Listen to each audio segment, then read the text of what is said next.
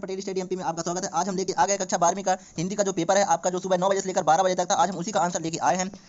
तो देख लीजिए आपका जो आंसर आया है, तो मैं आपको रियल रियल बताऊंगा। तो सबसे पहला है किसकी गर्मी बाजार से अधिक सामान खरीदने पर विवश करती है। ये सही विकल्प है। तो इसका पहले का आंसर होगा पैसा। क्या होगा? पैसे की गर्मी क्या होती है? अधिक सामान खरीदने के लिए विवश करती है। और दूसरा क्या है? लेखक आनंद यादव अपनी माँ को ले गए थे दत्ता राव जी के यहाँ, या नावरे मास्टर जी के यहाँ, या वामन पंडित के यहाँ, या कक्षा अध्यापक के यहाँ। तो इसका सही आंसर होगा दत्ता राव के यहाँ ले गए थे। तो और दूसरा है निम्नलिखित में से विज्ञान संबंधी तकनीकी शब्द है पर्यवेक्षक, नाभिक, अनुबंध या पदार्थ। इसका सही आंसर होगा 12 नंबर नाभिक होगा।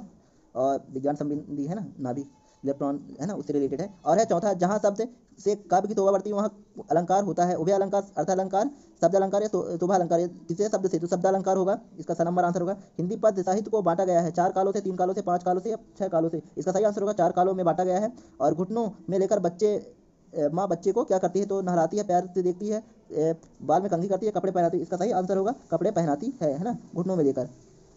अब नेक्स्ट है रिक्त स्थान की पूर्ति में जो आंसर है, तो देख लीजिए। लुट्ठन के माता पिता उसे खालिस्तान में ही अनाथ बनाकर चले गए थे। तो 9 वर्ष की उम्र में, 7 वर्ष की उम्र में, 5 वर्ष की। इसका सही आंसर होगा 9 वर्ष की उम्र में, है ना। और दूसरा है खालिस्तान रीतिकाल में वीर रस के कवि हुए बिहारी भूषण मतीराम। इसका सही आंसर होगा भूषण। खेत की तुलना खालिस्तान से की गई, कागज के पन्ने से, मैदान से, या पर्वत से। इसका सही आंसर होगा कागज से की गई खेत की तुलना। सुधर बाबू ने दफ्तर से लौटते हुए रोज खालिस्तान जाने की रीति बनाई। साईं मंदिर, बिड़ला मंदिर, सोमनाथ। इसका सही आंसर होगा बिड़ला मंदिर होगा। और जिस वाक्य में एक उद्देश्य तथा एक विधेय होता है उसे खालिस्तान कहते हैं। तो सही आंसर होगा इसका क्या होगा? सरल वाक्य होता है। और छठवां है जिन शब्दों में मात्राएं गिनी जाती है उन्हें खालिस्तान छंद कहते हैं। इसको क्या कहते हैं? कौन सा कहते हैं? मात्रिक, है ना। जिन जगह मात्राएं गिनी जाती है उन जगह मात्रिक छंद कहते हैं। संवाद लिखते समय खालिस्तान गायब हो जाता है, लेखक पाठक श्रोता। संवाद लिखते समय लेखक गायब हो जाता है ना। इसका सही आंसर होगा। अब सही जोड़िए, आप फटाफट इन आंसरों को मिला लीजिए। आपको देख लीजिए कोई ऑब्जेक्टिव आपका गलत तो नहीं है ना। तो देख लीजिए सही जोड़ी में क्या पहला क्या होगा? चित्रकार। चित्रकार का क्या होगा? चितेरा। और संपादकीय पृष्ठ, संपादकीय प्रश्न में क्या होगा? अखबार अपनी आवाज़। क्या होगा? अखबार अपनी आवाज़ होगा। और हिंदी साहित्य का स्वर्ण युग इसे कहा गया भक्ति काल को कहा गया। किसको? भक्ति काल को कहा गया। छायावाद के प्रवर्तक के कवि कौन है?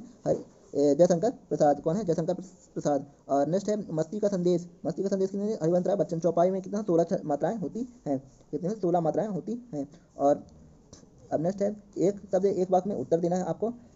चंद्रगुप्त किसकी नाटक रचना है? तो चंद्रगुप्त किसकी नाटक रचना है? जयशंकर प्रसाद की। अगर आपने कोई और कवि लिखा हो तो आपका गलत हो जाएगा, है ना। और दूसरा है कवि ने स्लेट पर क्या मलने की बात कही है? लाल खाड़िया, यानी लाल खाड़िया पत्थर से, है ना, मलने की बात कही गई है।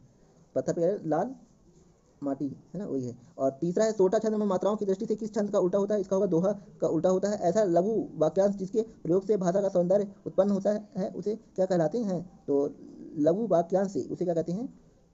होगा मुहावरा होगा। क्या होगा? मुहावरा। रेडियो नाटकों में पात्रों की पहचान किसके माध्यम से होती है? संवादों के माध्यम से करती है पहचान होती है नाटकों में पात्रों की संख्या संवादों के अनुसार से। और सिंधु सभ्यता में कौन कौन से फल उगाए जाते थे? अंगूर, खीरा फल उगाए जाते। किसकी आवाज़ मृत गांव में संजीवनी बढ़ती थी? पहलवान की ढोलक की आवाज़। क्या है? पहलवान की ढोलक की आवाज़ गांव में मृतक में संजीवनी करती बढ़ती। क्या हुआ था? वहाँ महामारी फैल गई थी। महामारी से लोग बहुत डर गए थे, है ना, जिससे और लोगों की मृत्यु बढ़ रही थी और संक्रमण बढ़ रहा था, इसलिए उन्होंने ढोलक बजाकर भयमुक्त किया था पहलवान ने। अब है सत्य सत्य। सत्य सत्य आप जरूर देख लीजिए, है ना। सत्य सत्य में पहला है शेर के बच्चे का असल नाम लुट्ठन सिंह पहलवान था। एक क्या है? शेर के बच्चे नाम गलत है। वो क्या था? पहलवान शेर के बच्चे का नाम वहाँ क्या था? एक जो लड़ने के लिए आया था लुट्ठन सिंह, जिसे जीत गए थे, उन्हीं का नाम था शेर के बच्चे का नाम। और दूसरा है सौदागर मास्टर कविता ने बहुत ही अच्छे ढंग से पढ़ाते थे। ये सत्य है। और जिससे क्या कहते हैं, लेखक भी उनसे सीखे थे कविता लिखना, है ना, और रचनाएं करना। और तीसरा है राष्ट्रभाषा के लिए संपर्क भाषा का शब्द का भी प्रयोग किया जाता है। ये सत्य है। और शब्द शक्ति 5 प्रकार की होती है। ये असत्य है। शोषकों के प्रति घृणा और शोषितों के प्रति करुणा प्रतिवाद है। ये सत्य है। कवि ने हार कर बात को कील की तरह ठोक दी। ये बात भी सत्य है ना। और देख लीजिए क्वेश्चन कौन कौन से है ना। तो क्वेश्चन आपने बहुत ही अच्छे से किया होगा।